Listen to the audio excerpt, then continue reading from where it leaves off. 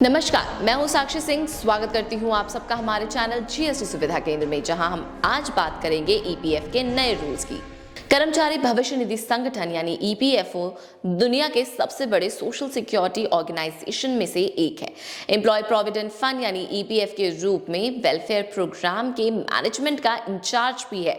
कर्मचारियों को investment, payments और बेनिफिट्स और ईपीएफ विड्रॉल के संबंध में टैक्स रूल्स के बारे में सूचित किया जाना चाहिए। प्रीति शर्मा, जो पार्टनर हैं ग्लोबल एम्प्लॉयर सर्विसेज की टैक्स एंड रेगुलेटरी सर्विसेज की बॉडी बीडीओ इंडिया के साथ एक इंटरव्यू के आधार पर स्पोक्स पर्सन ने कहा कि ईपीएफ इंडिविजुअल टैक्स पेयर के लिए भारत की सबसे लोकप्रिय यानी पसंदीदा रिटायरमेंट फाइनेंशियल प्लानिंग और इन्वेस्टमेंट ऑप्शन है। ईपीएफ पहले टैक्सेशन फ्रेमवर्क एग्जेम्पशन के तहत था, यानी ईपीएफ टैक्स फ्री था। इन्वेस्टमेंट स्टेज की अगर बात की जाए तो जब कोई कंट्रीब्यूशन किया गया था तो धारा 80C के तहत कर्मचारी के कंट्रीब्यूशन पर 1.5 लाख रुपए तक के डिडक्शन को क्लेम किया जा सकता था और पीएफ वेतन के 12% तक पूरे एम्प्लॉय के कंट्रीब्यूशन पर बिना किसी लिमिट के छूट दी गई थी। अब अगर एक्रूअल स्टेज की बात करें, जिसमें जब एक्यूमुलेटेड बैलेंस अमाउंट पर इंटरेस्ट घोषित किया जाता है, तब बात सामने आती है। अब मैच्योरिटी स्टेज की बात करेंगे तो जब छूट के क्राइटेरिया को पूरा करने के अधीन फंड से अमाउंट निकाला जाता है।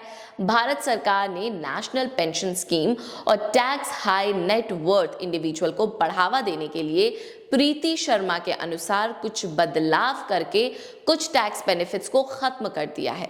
अब अगर टैक्स रूल की बात करें जो ईपीएफ कॉन्ट्रीब्यूशंस पर लागू हुए हैं, तो ईपीएफ खाते में कर्मचारी के योगदान को धारा 80C के तहत कटौती के यानी डिडक्शन के रूप में अनुमति दी जाती है, लेकिन ये 1.5 लाख रुपए से टोटल लिमिट के अंदर है।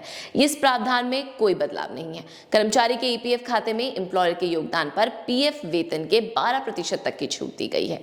1 अप्रैल 2020 से भविष्य निधि यानी पीएफ यानी प्रोविडेंट फंड एनपीएस और प्रतिवर्ष 7,50,000 रुपए से अधिक रिटायरमेंट के लिए किसी भी एम्प्लॉयर का योगदान सैलरी से इनकम के तहत कर्मचारी के लिए परक्विजिट्स के रूप में टैक्सेबल है। अब ईपीएफ टैक्स रूल जो एक्रूअल ऑफ इंटरेस्ट पर लागू हैं, 1 अप्रैल 2022 से ईपीएफ में प्रतिवर्ष 2.5 लाख रुपए तक के कर्मचारी कंट्रीब्यूशन पर कोई भी इंटरेस्ट टैक्स फ्री है और 2.5 लाख रुपए से अधिक के योगदान पर अर्जित यानी अर्न्ड कोई भी इंटरेस्ट कर्मचारियों के लिए टैक्सेबल होगा। यदि नियोक्ता यानी कि एम्प्लॉयर ईपीएफ में कंट्रीब्यूट नहीं कर रहा है तो 2.5 लाख रुपए की लिमिट को बढ़ाकर 5 लाख रुपए तक कर दिया गया है।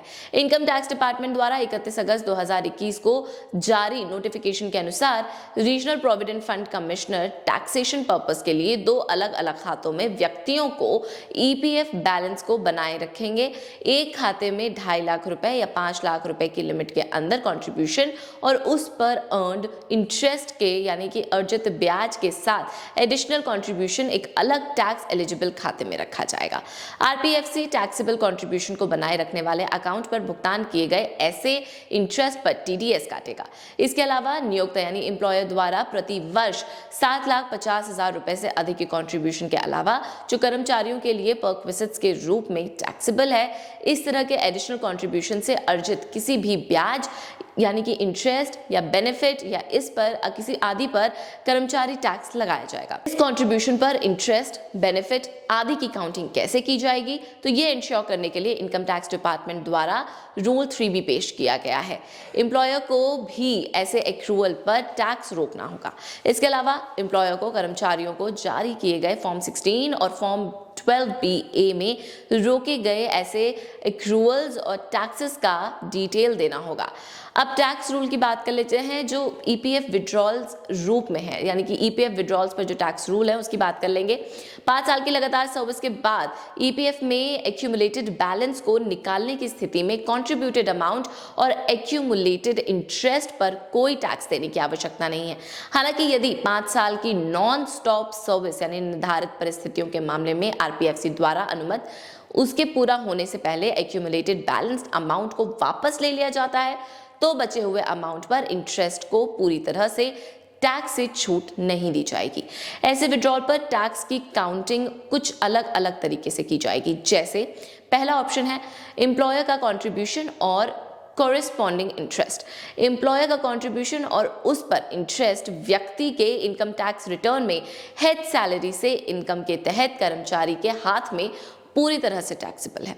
दूसरा है एम्प्लॉयज कंट्रीब्यूशन, यानी ऐसे मामलों में जहां कंट्रीब्यूशन के समय धारा 80C के तहत डिडक्शन क्लेम किया जाता है, कर्मचारी के कंट्रीब्यूशन के अमाउंट सैलरी से इनकम के रूप में टैक्सेबल होंगे।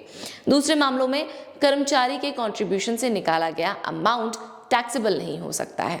अब अगर तीसरे पॉइंट की बात करें जो है इंटरेस्ट ऑन एम्प्लॉयज कंट्रीब्यूशन, तो ईपीएफ में कर्मचारी के कंट्रीब्यूशन पर अर्न्ड इंटरेस्ट का अमाउंट एम्प्लॉय द्वारा दूसरे सोर्सेस से इनकम के रूप में टैक्सेबल होगा, क्योंकि ये सेकेंड सोर्स ऑफ इनकम माना जा रहा है।